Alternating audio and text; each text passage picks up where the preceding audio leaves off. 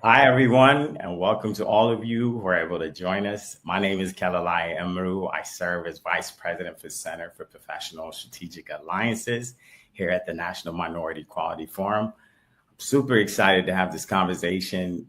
It's powerful and timely, and it's challenging really the status quo and reshaping how we think about healthcare.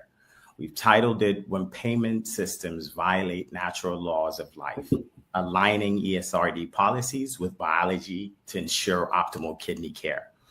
And really, this isn't just another policy discussion. It's about life, it's about biology and justice. So let's get into it. I actually want to begin with a simple but profound question that we at NMQF have been thinking about for some time. Are we designing healthcare to work with or against the natural laws of life? And if we're able to level set, let me lay out some facts that are important to this conversation. It's important to know, despite spending over $12,000 per person on healthcare annually, the US ranks last in terms of access and outcomes among high-income countries. And according to the National Kidney Foundation, an estimated 37 million American adults, and that's 1 in 7, live with chronic kidney disease, and nearly 90% of it, that's 90% of these patients are unaware of it. Diabetes, high blood pressure are the leading causes, but the burden of this disease is not shared equally. So if you're a Black or African American individual in this country, you're more than 3 times likely than white individuals to develop end stage renal disease. So this isn't just a coincidence. And these statistics are more than just numbers. They are the real impact and deeper ongoing inequities that we deal with in terms of kidney care. So it's evidence that our healthcare system is not working, is a disorder to it, and it's actually one that violates the fundamental natural laws that we talk about sustaining human life.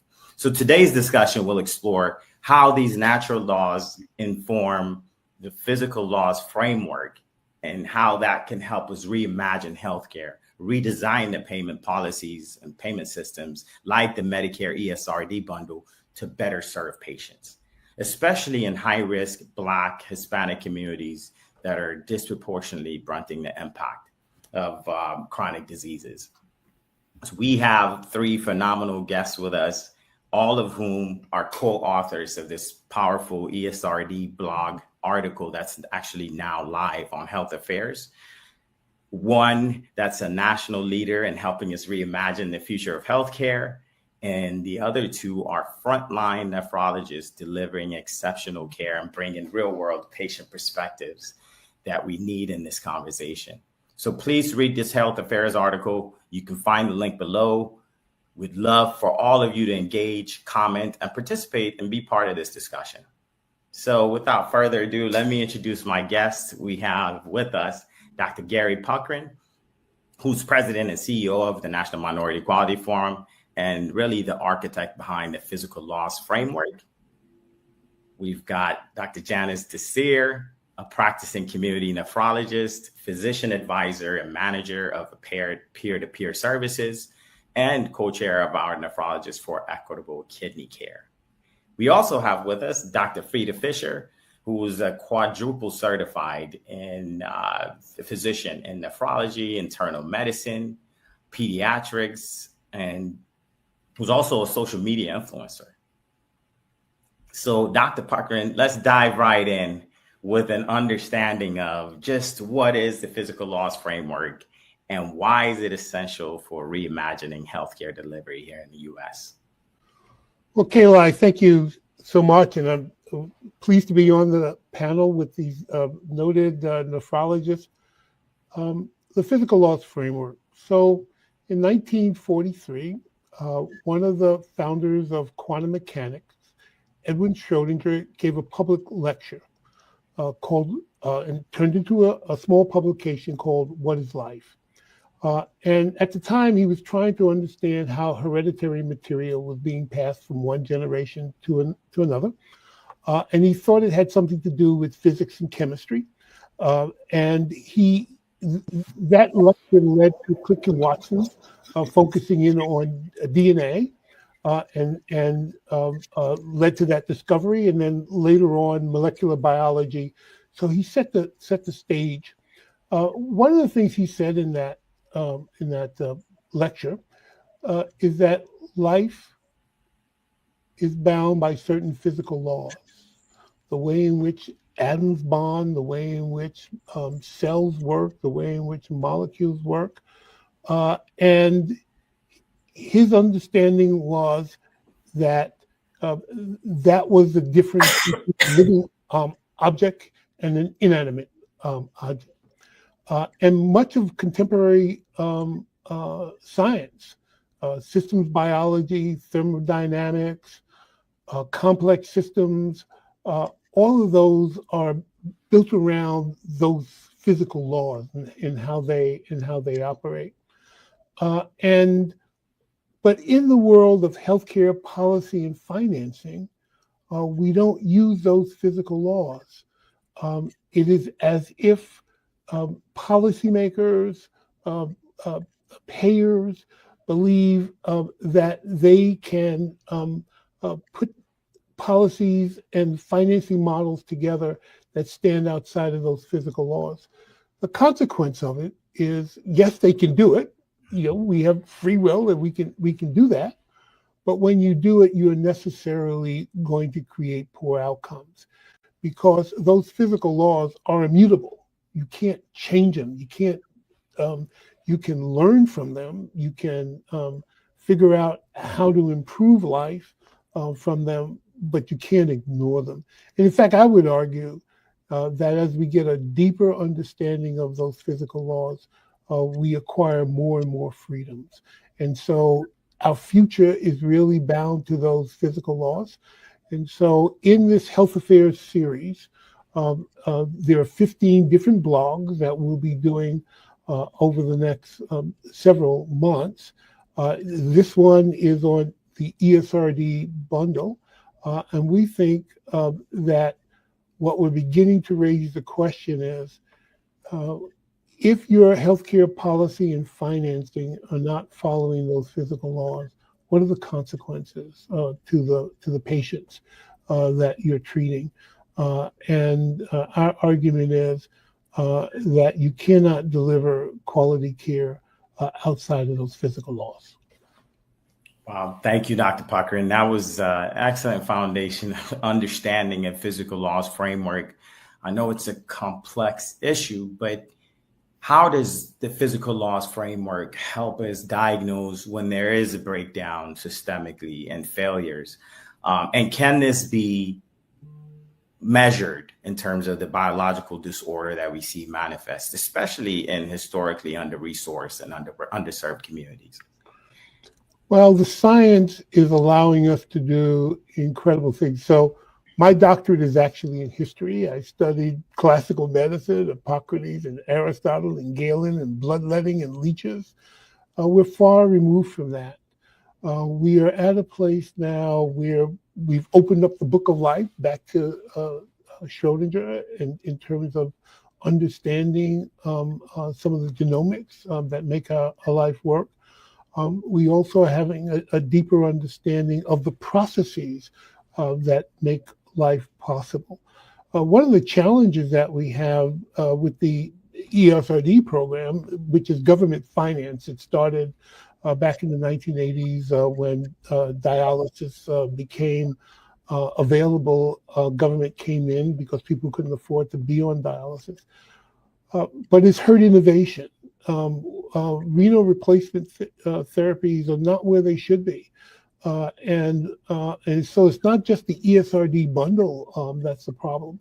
The problem is much deeper because it's hurting our ability to innovate. I'll leave it to the physicians to talk to you about the importance of the kidney in terms of life functions. But the point of the matter is, as we enter in deeper into the 21st century, we have to get our healthcare policy and financing aligned with those physical laws. Legislators, executives who think that they can ignore those laws and provide quality care are really misleading you. That the future is for us to drive closer and closer to those laws and make sure that as we are delivering healthcare, we are aligning very closely with them. Well, thank you. So let's now connect this scientific framework, if you will, to real policy. Specifically, I know you mentioned the End Stage Renal Disease Payment Bundle, ESRD payment bundle. And our Health Affair article as well points to it in terms of how this policy violates the biology and as a result undermines patients' outcomes. So before we dive deeper, I want to take a quick minute to explain what we mean by the ESRD bundle, because it's central to today's conversation. So the End Stage Renal Disease Prospective Payment System, which is often called ESRD bundle, is how Medicare pays dialysis centers for treating patients with kidney failure. So instead of paying separately for each drug or lab test or some sort of assessment, the service, Medicare combines or essentially bundles all of those costs into a single payment per treatment. So while this was intended to control cost and simplify billing, as CMS states, it has also led to unintentional consequences, which is what we're talking about. So when life-sustaining medications or innovative therapies get bundled without the additional reimbursement, we know access is going to be impacted, especially for newer or more effective treatments.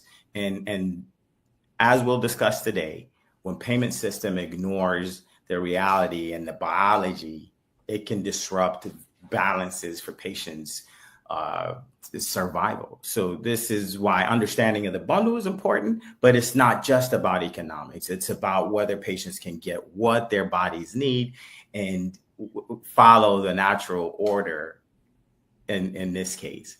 So Dr. Puckrein, coming back to you one more time, where do you see the most direct breakdown of biological order violations of this principle? So if I can stay in the world of ESRD and the ESRD bundle, the challenge is that innovative medicines are finding it difficult to be made available to Medicare beneficiaries through the bundle. Now, this is not absolute. In the case of Epogen, where we were trying to manage anemia, and it was being, there was a drug called Epogen that was being overprescribed. The bundle sort of reinforced what FDA was saying about limiting access or lowering the amount of Epogen that was being prescribed to patients. So it is not wholesale, but the point is that when you're not prescribing correctly, you are allowing the body chemistry to change. Mm-hmm. Those changes in body chemistry lead to symptoms. Some of those symptoms can lead to surgeries to be resolved. Some of them can become life-threatening. And that's the point, that you don't want to put a policy in place that in its application raises patient risk. So we can talk a whole lot about financial risk mitigation and how the bundle works for financial risk mitigation, but it's not working for patient risk mitigation. And we have about 750,000 people who are on dialysis. And the idea that we're elevating their risk for poor health outcome cannot be classified as quality medicine. All right, let's continue with some reflection. Dr. Frieda, to you, what inspired you to write this piece? And as a co-author of this article and a practicing nephrologist, how are these violations, if you will, affecting your patients? Thank you. I was inspired because I see that there really is a knowledge gap. When we think about policies and the bundle, you think that the priority should be the protection of the patient, right? What's in the best interest of patients, their health, their convenience, their well-being. But this is one situation where what's going on with the medical bundle is completely against what is in the best interest of the patients. And I find that in different conversations that I've had with lawmakers and with policymakers, a lot of times they really don't understand. And that is why it's so important for clinicians and people like me, physicians and nephrologists, to work with the people making the policies, because even though some things may be one size fits all, hey, let's cut and paste, that's not the case when you're dealing with real human lives, with real patients who are being negatively affected and not having the opportunity to take advantage of the best technologies that can be life-saving.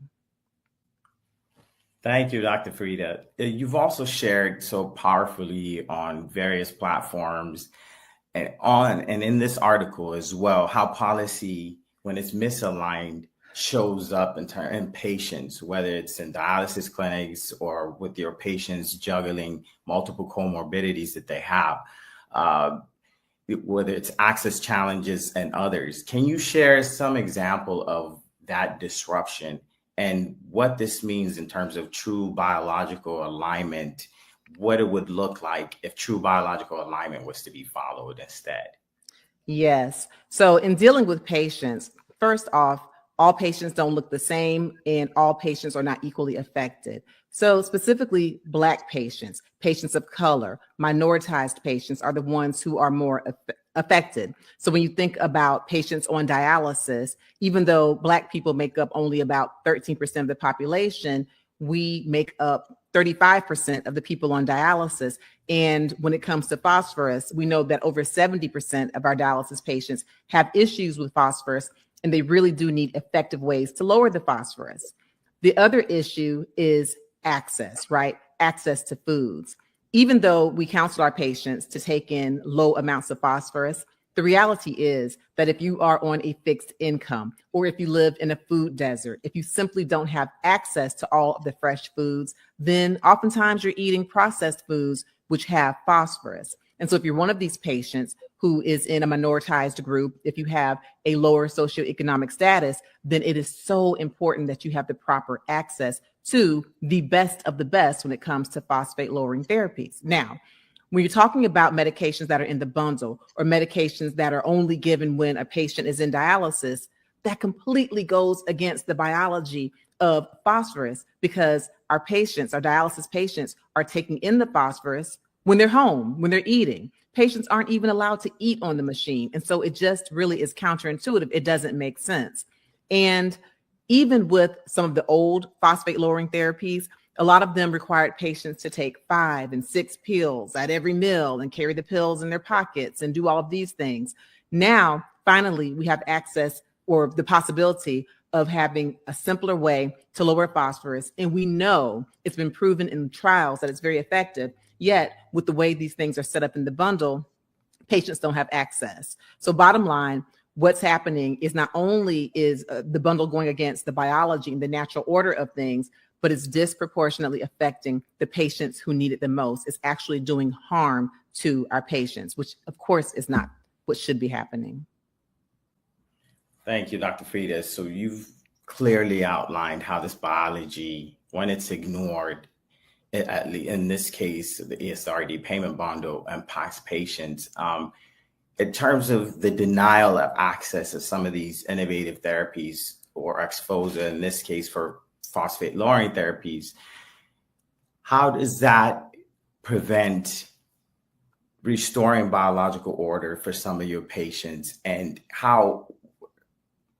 what's the impact to individuals who need this therapy and are not getting it?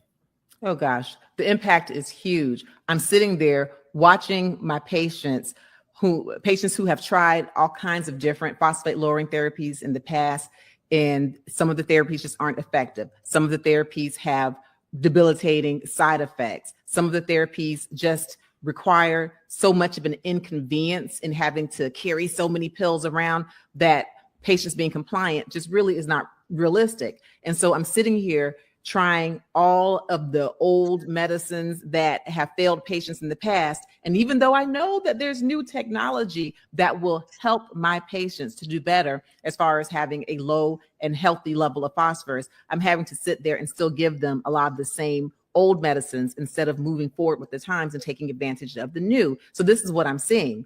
I'm seeing that my patients are having literal physical consequences when the phosphorus is not properly controlled, because we know that it takes properly functioning kidneys to filter out phosphorus. Well, of course, patients who are on dialysis with kidney failure, well, they don't have the ability to filter out phosphorus properly. And in many cases, even when they try to limit their phosphorus, the phosphorus is still high. And so here are some of the consequences. When the phosphorus is too high, it can cause an elevation in PTH, parathyroid hormone. That can lead to disease of the bones. It causes calcium to be pulled from the bones, and it puts patients at a higher risk for fracture. And you can imagine a lot of dialysis patients right after treatments might be a little lightheaded sometimes, have blood pressure that's a little low. So if you combine that with a patient who has poor phosphorus, poorly controlled PTH, and they fall, well, now you're putting patients at risk for hip fractures. Ask me how I know. I've seen it. Also, it can increase their risk for heart disease, for vascular disease, because when the phosphorus is not properly controlled, it can bind with calcium, it can become sticky inside of the vessels, and it can cause poor circulation and increase the risk for heart disease, heart attacks, amputations. Ask me how I know. I've seen it. And that's why when I first learned about the different studies being done with some of the newer phosphate-lowering therapies, the ones that don't require you to have to take 5 and 6 pills 3-4 times a day, I was like, oh my gosh, now patients can just take pills twice a day. That's very doable. I've been very excited, but it's really disheartening to sit here and watch patients in my dialysis unit not even have the access when I know that they can. And that is why I've been, really excited to be a part of this discussion and to write this article, because a great part of me is an optimist. And I'm just like, maybe people just don't get it. And so if we keep ringing the bell, keep explaining, then I'm really hoping that common sense will prevail and will make these medications more accessible. Coming to you now, Dr. Desir, what are you seeing in your clinical experience that reflects these violations of biological order and principles? Well, thank you to Kelelaye for the invitation to participate with part of this esteemed panel. I think as an extension of what Dr. Puckrein was just commenting on, it would be a transition of how do you go from policy to a health-related social need outcome or adversity, which is what I think the extension of what we're seeing in the clinical world. In the management of end-stage renal disease, the nephrology team, which is composed not just of the doctor, but also of nutritionists, social workers, nurses, technicians, and such, have a certain degree of have certain parameters, I should say, that we look at for every single patient that we need to make sure is compliant, or what we would say at goal. And so in looking at the bundle, we are restricted in the medication options that we can offer. And not only that, to the tolerance of how the patient does with these restricted medications. When you think about it from how is this ultimately causing policy to affect essentially the management of medicine, you're essentially limiting the toolkit that the nephrology team has for the management of these conditions. And what we don't account for, which I think the article very nicely lays out, is how does the environmental situation of each individual patient lead into the ability to have positive health outcomes? Your community dictates your environment in terms of the access that you have for food, the access you have for transportation to and from your doctor's visits, and also the ease of which to get to the dialysis unit. Your housing might dictate the kind of dialysis options that we are offering to you. Your employment is going to dictate essentially your insurance status, which we did say Medicare is covered by the government, but you have other chronic conditions that also need to be managed that would be influencing your end-stage renal disease. So what is your ability and your knowledge and your awareness of what's going on with you physically? How does that impact essentially what we do to manage your chronic kidney disease, or rather end-stage renal disease? So I think the short of the answer is it's a hindrance, it's a barrier, it's a limitation. The outcome and the adversity of that is lack of optimal care for patients. So they're not optimally hitting all of the metrics expected that we would want in the dialysis unit. I would say in particular, particularly with the new rule of having, oral phosphate binders, with the limitation of only being able to prescribe that in dialysis units. What we see is an inability for the centers to actually house all of the medications that really we need for the variety of what patients can tolerate. A lack of tolerance based on the limited samples or I should say options that we do have from patients, because it's not a one size all fits flavor. And then with that said comes lack of compliance. When you're sending the patient home with something that they're not really responding well to, then the easy thing to do is to stop taking it. So now you're seeing adversities in the blood work.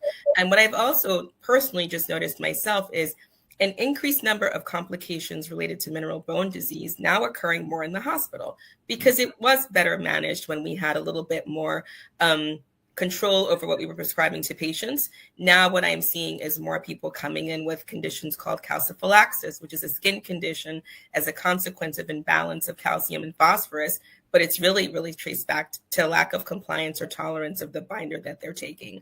Increased fractures, because it's also a complication that can occur when mineral bone disease is not in balance. And even with anemia management, though that is not probably at the forefront of what's happening, I would say, in terms of limitations of the bundle, we are also starting to see too that different centers, different hospitals have access to different meds. And so some patients are more resistant than others, depending on what your option is as well. So you're seeing some variability in that. And ultimately what this does is increase admissions to the hospital, increased utilization of the ER, prolonged hospital stays. And so what does that mean? Increased morbidity and mortality, increased people getting sick, increased people dying. So it's been a limited time, so to say, in the world of policy that maybe this has been implemented. In the world of clinical management, it's enough to see that there has been adversity, there has been challenge, and it continues to get worse, not better. Wow. Thank you. This is a great understanding from the front lines, really where the rubber meets the road in terms of how policy-induced biological disorder impacts your patients. I wonder, where do you see even more clearly the biology being ignored with this specific ESRD payment model? And if you would elaborate on that. I recognize the challenge of those who implement policy, and with that said, who maybe don't feel the actual physical manifestations or consequences of the rules that they create and what it means to others. But I think that the stats speak for themselves. As a clinician who's not only involved in clinical work, but who's also involved in the area of policy, I have the opportunity to see documentation across the United States. And I think the one patient that's probably pretty common to all hospital systems is the dialysis patient. And what I find is when we talk about those with kidney disease, we are aware that those who are Black and brown have increased risk. We understand that those who live in certain communities, particularly maybe urban communities, may be more at risk. What we don't fully appreciate, though, is that the rural patient is also a challenge, right? The patient with multiple comorbidities is also a challenge. The youth, because growing up, essentially, I feel like an environment where food and nutrition is an issue and a barrier, are growing up with earlier onset of kidney disease. So when we talk about the impasse between biology and what that means for policy, I think the impact, the idea that 75% of people have essentially end stage renal disease from a secondary condition like diabetes and hypertension speaks for itself. That is policy that allows the food that we have access to, the communities and the diligence and effort put into healthcare is really essentially made by government in terms of guiding what the rules should be. So I think the proof is in the pudding. It's kind of striking to me that, the government essentially intervened to support dialysis, really with an effort to try and diminish the incidence of it. And really with its efforts, it is actually, intensified the number of people who actually suffer from this chronic illness, and more so from things that are preventable. So it's really a lot to what Dr. Puckrein says. There needs to be a shift where, if policy intends to work in collaboration with medicine, understanding and awareness of the implications of what these decisions do to physical laws is critically important to kind of shift in a more kind of holistic and comprehensive direction of better balanced care. Yeah, and you see this lived biology every day in your practice. And going back to this ESRD bundle payment, and in terms of the policy, how does it restrict your ability to deliver optimal care as far as these patients that you're seeing, especially those facing the higher disease burden and some of the challenges with comorbidities? Ultimately, it's restrictive because it doesn't allow the clinician to choose what is the best option for the patient. It limits the clinician by the options available as guided per the center. And that's not really, to me, well-balanced medicine. Nephrologists often will go to more than one dialysis center. And though those centers may be have a lot of commonalities, some of them might have distinctions in terms of what the options are that we can offer for phosphate binders. What is the on formulary, or essentially the standard of which what the center wants to use for anemia management? What are some options that we use to balance what we call mineral bone disease? So for calcium and phosphorus balance that are separate from the binders that we give to the patients. So when you're having to essentially make your decision based on what a center offers versus what you think is first line and best for your patient, that's not the way we were trained to practice our medicine. We were trained to do no harm. We were trained to do what was of the best and kind of highest benefit to the patient. And it really kind of puts more business in top of mind versus patient as top of mind. So I would say the limitations exist in not being able to maybe optimally care for patients in the way that I would choose to, based on the restriction of what is guided to me by the dialysis center. Thank you, Dr. Desir. Let me bring you back in, Dr. Puckrein. This article implies that the current healthcare system doesn't adequately address biological disorder. And that impact is felt even more in historically under-resourced and underserved communities. So what would a payment system designed with physical laws framework in mind look like? Or what would that look like in terms of this ESRD bundle payment? So where we should start and what everyone should think about, you have 3 trillion cells in your body. They are talking to each other, collaborating with each other all your life. And most of what they're doing, you have no control over. Your kidneys function, you're not thinking about them, they're managing in really precise ways the management of phosphate and calcium and other minerals in your body to keep you healthy. When we start talking about end-stage renal disease, we're talking about the kidney having lost that capability. And it takes a lot of attention and resources and intervention in order to do what that kidney was doing. And so if we really want to deliver quality healthcare, we have to follow the rules that the kidney is demanding, quite honestly. And it's not like, you can get 5 guys in a room, come up with a health policy that says that we don't need to follow those rules because we don't think we have the capacity. The American healthcare system spends $4.5 trillion a year on healthcare. That's larger than the GDP of France. It's larger than the GDP of Germany. And so we think we have the capacity financially to make quality care available. And as you're hearing from the nephrologists on the panel, they're making decisions that are being dictated by financial and policy models. And we can no longer do that if we want to provide quality health care to every American. And that is the transition. And what we should understand is the reason why we're in this moment is because we've gotten smarter. We've gotten a lot smarter. And we're going to get even more wisdom about how to manage our bodies collectively.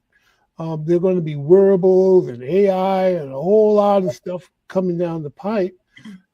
And we can no longer have our healthcare policy and financing living in the 20th century or maybe even the 19th century in the way in which they're thinking about their role in the delivery of healthcare. They are obliged to follow the science, as are the physicists and the biologists and the chemists and the nurses and everybody in the system, including members of Congress and state legislators. They can't rewrite those rules. There's no court in the land that can abrogate what's going on with our biology. And so that is really our future. But again, I just want to underscore the freedoms that will come to us as we embrace what are these immutable laws, meaning we'll get smarter about how to manage renal failure or keep people from renal failure. And those are the investments we're making, and that's our future. And we need to embrace it. And certainly what we're trying to say in that Health Affairs series is that the future is now, that we cannot ignore what science is teaching us in terms of how to keep ourselves and our communities and our friends and our neighbors and our children healthy. Thank you. And on that note, what can people do, whether they're physicians or healthcare professionals, caregivers, or patients, to make sure that this system and the policies that are being passed are prioritizing their best and well-being versus cost or any other thing that's being prioritized at the moment? We have to do what we're doing right now. We have to advocate. We have to tell the story. I would bet that most of the members of Congress who are not physicians, certainly, or scientists, don't know anything about these physical laws. They're running around writing healthcare policy and financing, but they have no idea about these physical laws. In fact, when you say physical laws to them, they probably think it's all complicated mess, and why do I have to pay attention to it? And I would say that to the patients. The patients may not know the decisions that are being made about their lives because nobody's telling them that. And so the advocacy to the payers, I think, and the managers of dialysis centers, they need to be part of this conversation. This is not about changing shareholder value. This is making sure that you have the resources and ability to provide the care that those who come into your centers are asking you to do for them. And so I think there's partnerships all over the place that can realign how we're spending our money and resources and paying for real value. And that real value is really patient outcome. Absolutely. And the final questions to each of you: what gives you hope in terms of what we can how we can re-engineer the systems so that it's focused on patients and it's focused on the biology and the science to conserve life, not really go against or disrupt it? And then what gives you cause for concern? So what gives you hope and what gives you cause for concern? It's a very good question. I mean, I will say for myself, I think this dialogue gives me hope. It can be heavy to see patient after patient and feel like you know that things need to change, but they're not actually changing. And so I think part of that is the realization of like-minded people who are part of that movement in kind of fostering the change. That's what instigates the wave, where more people come along and you actually start to see the shift in the movement. So I think, like Dr. Puckrein said, the time is now and it's happening. So that absolutely gives me hope. What gives me pause is how many people have to suffer in the journey as we move towards that change. There are those who will not be able to kind of reap the rewards of the success of this movement, but they are no less important and no less significant in our advocacy, in our work. And so sometimes it's hard.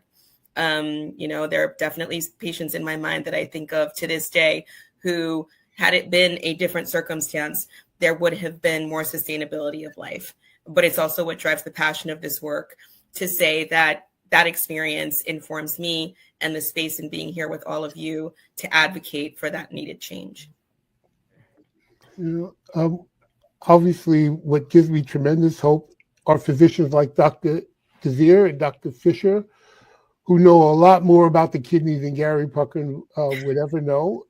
And really what we want to do is help them operate at the top of their license, because their deep understanding of how to sustain life and make sure that kidneys are functioning appropriately, even for those who are impaired, is mind blowing. I mean, I can look back historically and tell you that physicians in the past didn't even have that knowledge. You know, we can go back pre-germ theory. They didn't even know about bacteria and whatever. So the moment that we're living in is just amazing, and it is distinguishable from the past. And so I just have tremendous confidence, and certainly in the researchers and the ongoing fight that I think will bring us to a whole different future that past generations could not even begin to imagine. And I'm excited that window is opened up. I may not see into that future or live into that future, but the pathway is open, and that's absolutely exciting. I think, change is challenging. It is the kind of system changes that are needed are not going to happen overnight.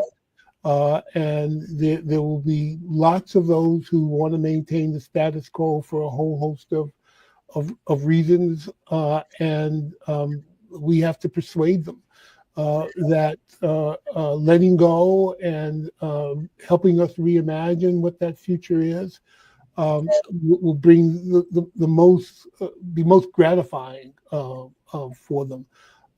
And it is part of what the democratic experience is about, which is to persuade others that on this journey collectively we can do just really incredible, wonderful things. So I look at the journey in front of us and realize that it's not inevitable, that there will be deep struggles along the way. I am incredibly optimistic that as we come to understand what our future potential is, that we will embrace it. And for those right now who are on dialysis, we need to take our best effort and make sure we're giving them the quality of life that we're capable of doing.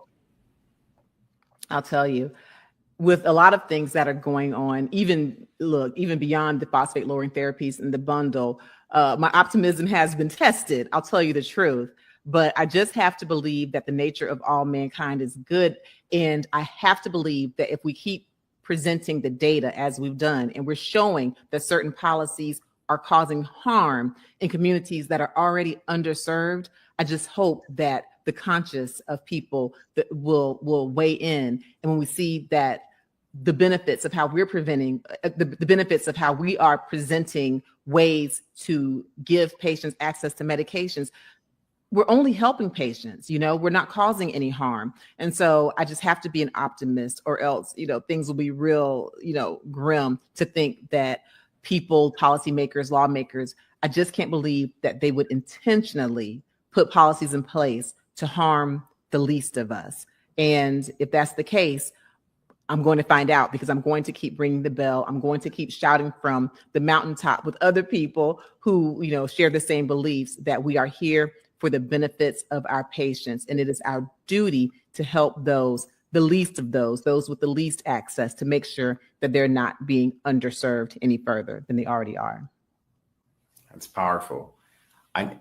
Last word on what can we do to make sure patients' voice are heard, and policies, whether they're financial or otherwise, are prioritizing patients and the quality of care versus costs or anything else? Well, knowledge is power. And so, yes, many of us who are healthcare providers, those of us who are in politics, those of us who are familiar with policy, we are gaining this knowledge. But for me, it's talking to the patients who are actually being affected. These patients, my dialysis patients, many dialysis patients, don't even know of some of the newer technologies, the innovative ways to lower phosphorus, because it hasn't been introduced to them. And so I have literally been telling my patients about what could potentially be available, not to be mean and be like, nanny, nanny, boo, boo, this is something that could help you and you don't get it, but just to make them aware, because I believe that there is power in the patient. And so spreading the knowledge, not only among those of us who are able to go to DC and who have the loud voices and the microphones, but also talking to the patients who are able to write an email, grab a pen and paper. I'm encouraging people to talk to their local lawmakers and just really just flood the information system and try to make better policies to help patients to have this proper new innovation in phosphate lowering therapies, and so that these patients are no longer at the highest risk of all of the complications from having poorly controlled phosphorus. Dr. Desir, any final words of wisdom or final thought from you? I keep up the good work, really. I think ultimately it's conversations like this that are going to move the needle, particularly with our ESRD population. And to Dr. Puckrein's point, there are those actively on dialysis, but there's a litany of those that are not far, from actually adding to that total number. So I think it's everything that we're doing now is ultimately not just to advocate for those on dialysis. I think sometimes in our dialogue, we focus on the most vulnerable, which of course is this subgroup, but it's also to prevent. I think there's a big part of that is conversation is how are we not only thinking about supporting those who are already end stage, but being more diligently preventative to diminish the number of those who are end stage? How do we advocate for those who are end stage, essentially for the opportunity for transplantation? So though this conversation is important and absolutely focused on the bundle itself, it is a much broader conversation about this population. How can we be better advocates to help those better live with kidney disease and maybe, shift the numbers about where we are now to be something that's better in the future? Well, thank you, Dr. Desir. And that's exactly it. As we wrap up, the message we want you all to carry forward is that this isn't just a policy conversation. It's not theoretical either. It's urgent and it's based on science. And when healthcare finances violates this biology, the most vulnerable are often the ones that pay the highest price. But when we align policy with nature's laws, as was discussed here, that we know govern the lives of patients and survival, we can build systems that truly conserve life. So here's a few asks that we have of you all.